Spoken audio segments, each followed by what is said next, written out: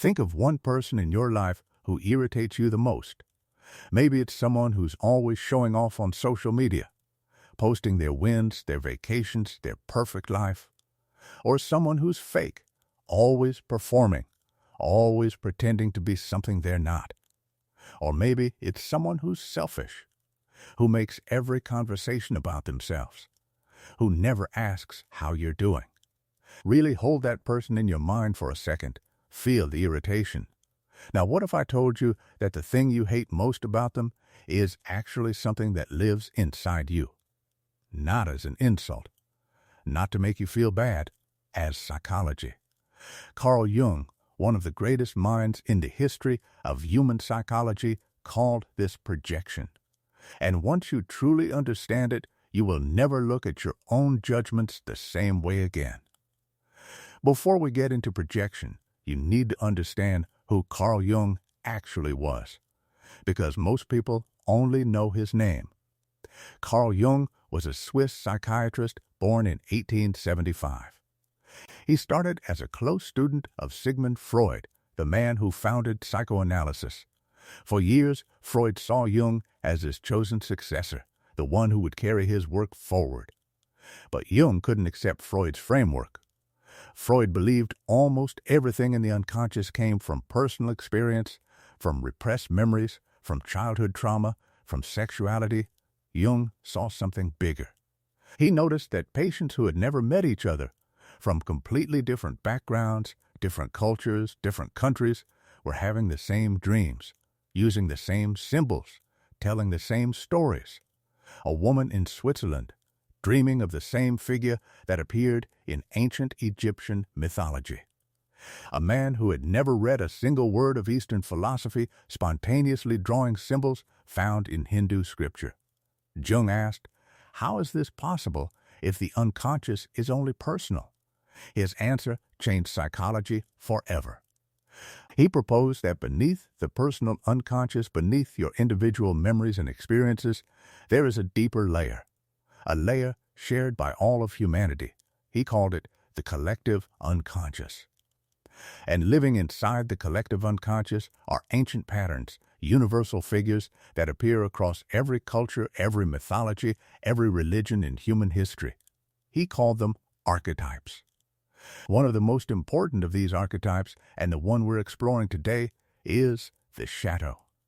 The shadow is not your evil side. That's the Hollywood version. The real Jungian shadow is far more interesting and far more personal. The shadow is everything you have rejected about yourself. Think about your childhood for a moment. From a very young age, you received messages about which parts of you were acceptable, which emotions were okay, which behaviors got you love, and which ones got you punishment, rejection, or shame. Maybe you were told that anger was bad, so you buried your anger. Maybe you were told that wanting too much was greedy, so you buried your ambition. Maybe showing vulnerability made people laugh at you, so you buried your sensitivity.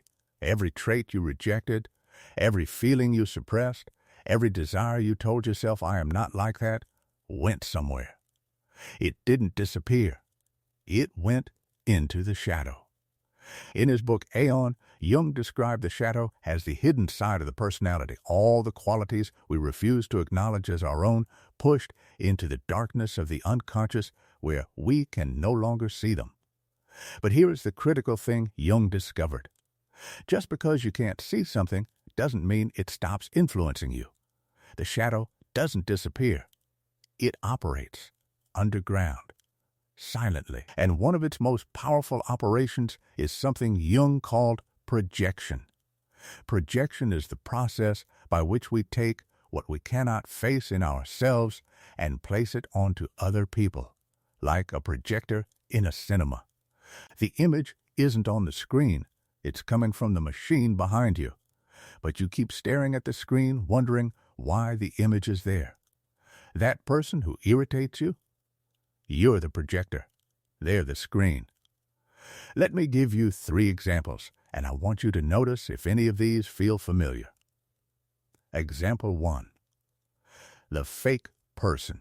Have you ever noticed that the people who are most obsessed with calling others fake or two-faced are sometimes the most performative people in the room? They call out inauthenticity everywhere. They can spot a fake smile from a mile away. They make it their identity. I'm just real. I say it how it is. But underneath, often there is a deep terror of being seen as fake themselves, a fear of being exposed as someone who performs, who pretends, who wants approval. They've buried that part of themselves so completely that they can no longer see it in themselves, but they see it everywhere in others. Jung would say, the projection is exact. What you most accuse others of is what you most fear finding in yourself. Example 2. The selfish person. Someone who is constantly angry about selfish people, who talks endlessly about how everyone around them is selfish and inconsiderate. Look closer, and you often find someone who has deeply suppressed their own needs and desires.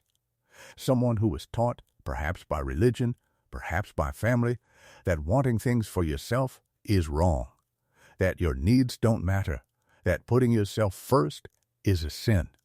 So they buried their own selfishness. They became the self-sacrificing one, the giving one, the one who never asks for anything. But the shadow doesn't disappear. Their own suppressed selfishness, their buried needs, their resentment at never being put first, gets projected outward. And suddenly the world is full of selfish people. Everyone is taking and no one is giving.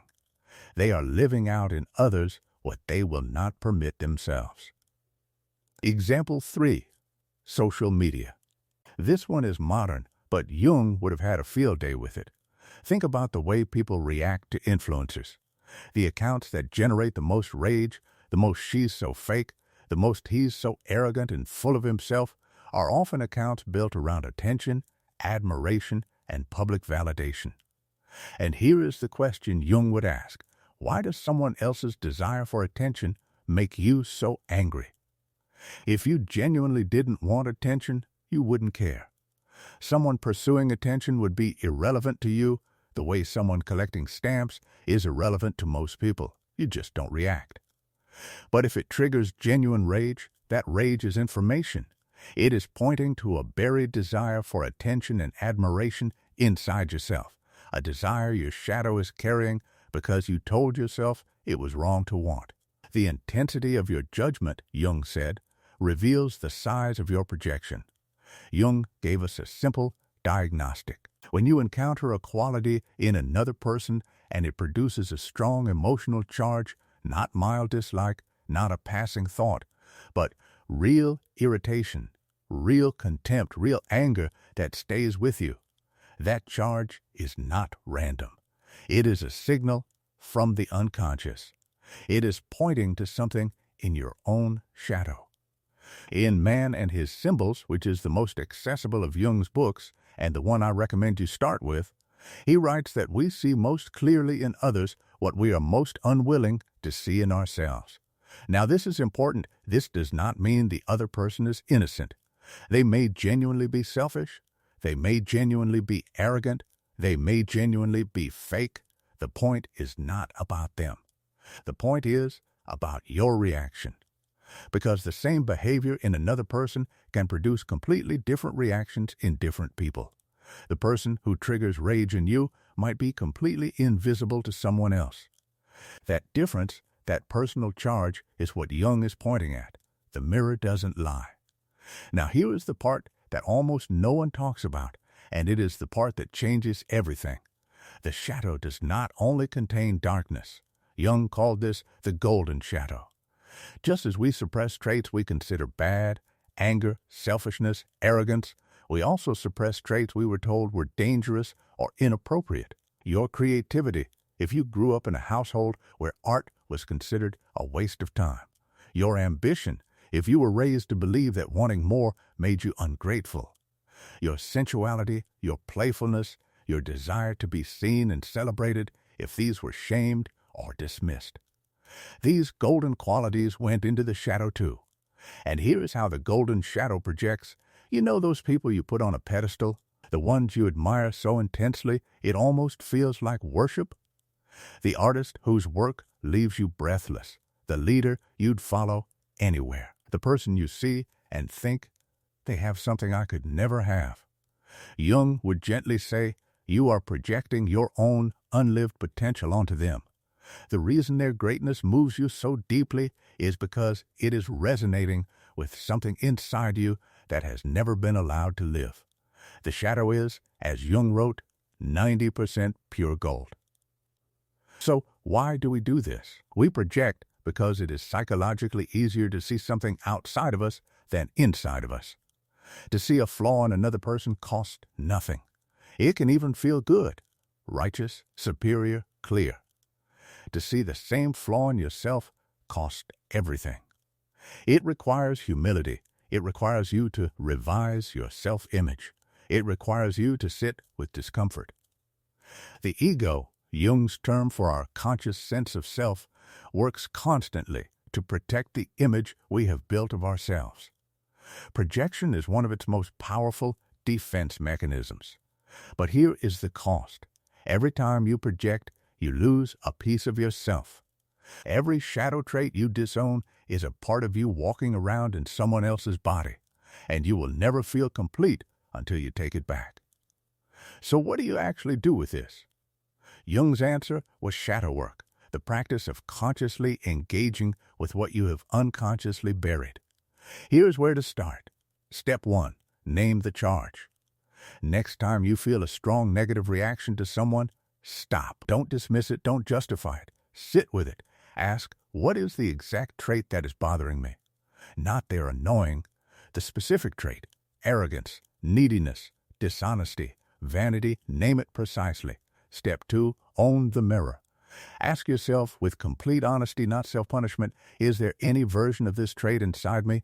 Any suppressed form of it? Any situation where this lives in me, even quietly? You are not looking to condemn yourself. You are looking to recognize yourself. Step 3, reclaim the gold. Now ask the same question about people you admire. What qualities do you project onto them that you don't believe you possess? That is your golden shadow. That is your unlived potential calling to you. Step 4, write it all down. Jung believed that writing is the act of making the unconscious conscious. Take a journal. Write, I judge this person for being, where does this live in me? And I admire this person for, does this live in me? Do this regularly, not once, regularly. The shadow is not a single conversation, it is a lifelong relationship. Jung spent his life arguing one thing above everything else, that the path to a real, whole, authentic life runs directly through the parts of yourself you are most afraid to face. Not around them, not over them, through them. The person who irritates you the most might be your greatest teacher. Not because they are right, not because their behavior is acceptable, but because your reaction to them is showing you something about yourself that nothing else can show you. The mirror doesn't lie. If this challenged you, it's supposed to. Jung's work is not comfortable, it is honest. In the next video, we go into the archetypes, the ancient universal characters that live in every human being and silently shape who we love, what we fear, and what kind of stories we keep living out again and again. Subscribe so you don't miss it. And drop a comment below. What trait in others triggers you the most? Be honest. The answers might surprise you.